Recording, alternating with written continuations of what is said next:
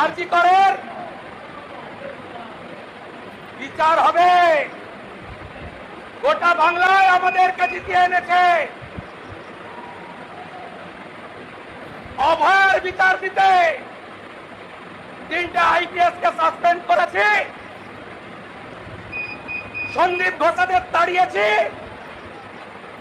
বাকি যা আছে পরিষ্কার করব। তামান্নার মা বিচার পাবে। রামপুর হাটের ওই 6 বছরের আদিবাসী কন্যা, তার পরিবার বিচার পাবে।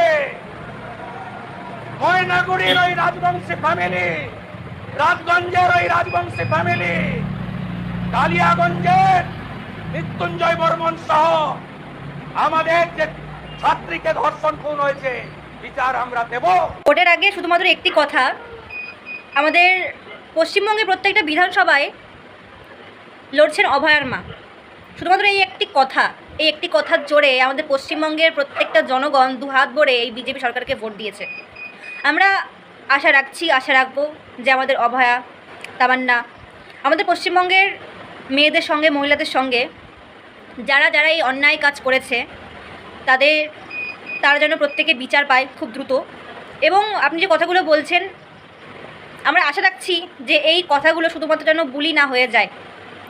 চেষ্টা করুন খুব দ্রুত যাতে এই সমস্ত অন্যায়ের যারা আসলেই দোষী তারা যেন প্রত্যেকে খুব দ্রুত শাস্তি পায়।